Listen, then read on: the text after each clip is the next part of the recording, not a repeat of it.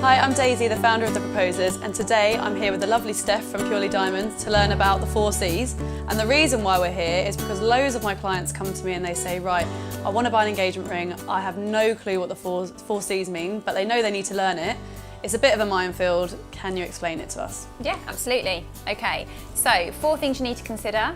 You've got the clarity of the diamond, the cut of the diamond, the carat weight of the diamond, and the colour. Okay, let's start with clarity. Okay. So, all diamonds have imperfections unless they're completely flawless. If they're completely flawless, they're often referred to as IF, which means internally flawless, okay? Now, I won't bore you with all the grades in between, but basically all you need to know is anything up to an SI2 grading, which means slightly included, is perfect to the naked eye.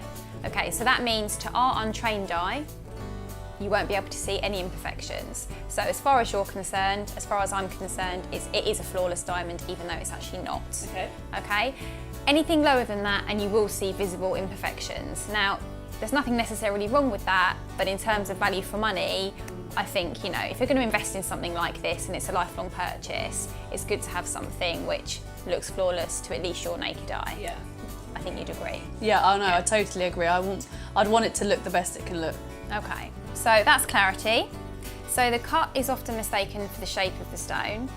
The cut is literally to do with how well the diamond is cut. So for example, if a diamond is cut too shallow, when the light enters the table surface, which is the top of the stone, and enters the pavilion, rather than reflecting from side to side and coming back out again, it will just stay in the centre, so it doesn't give off any brilliance. Right. So it's really important to have the right proportions and to have, well, personally I think, at least a minimum of a good or a very good cut, because anything lower than that isn't going to sparkle in the same way. Okay, and what is brilliance? Is that brilliance? So brilliance is just another word for sparkle. Okay. Then we have the carat weight. The carat weight is the physical size of the diamond. You will pay a premium for having half a carat, so 0.5, and you'll also pay a premium for having a carat. Okay. So if you want to be clever, try and source something around about the 0.95 mark. Yeah. They are hard to come by, but you will end up paying quite a lot less.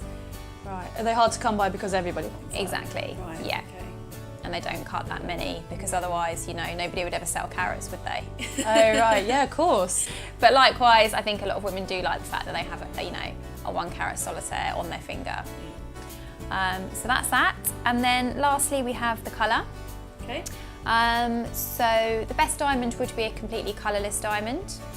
This would be colour D. So you have D, E and F, which are all in the bracket of colourless. And then you have the next bracket down, which is near colourless. There's nothing wrong with near colourless. Near colourless will look perfectly white, but I personally wouldn't go any lower than a grade H. Okay. Reason being, you can start to see a slight yellowy tinge to the stone. And again, going back to the clarity and imperfections and the colour of the stone, I think if you're going to invest into a lifelong purchase like this, you know, you want a white stone.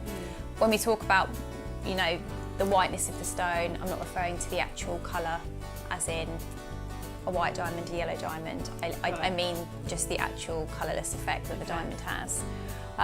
So lots of shops will supply, you know, sort of lower than level H. But we actually but then it's just going to look dirty then, isn't it? If it's it can, yeah. I mean, you do get sort of a yellowy browny tinge, but then some people, you know, they want the biggest diamond they can possibly have, so they're happy to compromise on, you know, a not so white stone, but a bigger stone. Personally, I'd rather have a smaller stone and a colourless diamond, but everyone's different, aren't they? And then you've got shape. Okay. So I've got a few examples here to show you of different rings, just to explain each one. Okay, now I'm sure you know what this is, as you have one on your finger, but that's the round brilliant cut diamond, which is the most popular. It's very classic, timeless diamond. It's also the most sparkly. It has the most brilliance to it because of the way it's cut, so also more popular for that reason. I think most of my friends have this type of ring. Yeah, so most of mine do as well. No, I think if you're stuck, then round cut is always a safe bet. Okay, and then we have princess cut, which is this one here. Okay, so again, very popular. It is more contemporary. So if you want something a bit more modern, princess cut is square. Right. So not quite as sparkly, but still. Why isn't it as sparkly? Because of the cut? Yeah, just because of the way it's cut. It doesn't have the same number of facets. Okay. And then another example here would be a marquee cut. So this is more unusual. You won't see as many of those. Obviously that's a cluster as well, so you've got the surrounding stones.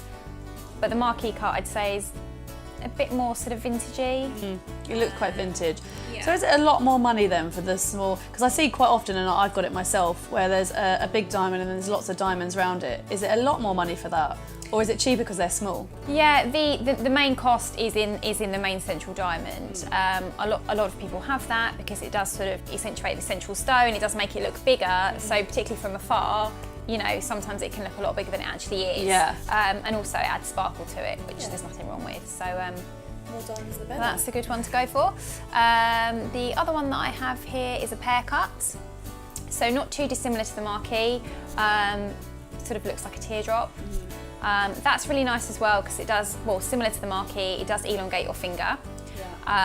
So if you want your finger to look as slender as possible, then something like that is nice. You know, some women are conscious of their hands. They might think they've got particularly big hands, so something like that is always a good one to go for. It does make it look sort of more slender. It's really pretty actually. It's quite a girly ring. Yeah, and it's just a bit more unusual. And then we've got the emerald cut here, which isn't as sparkly. You can sort of see, it's very clean cut, you can see right through it.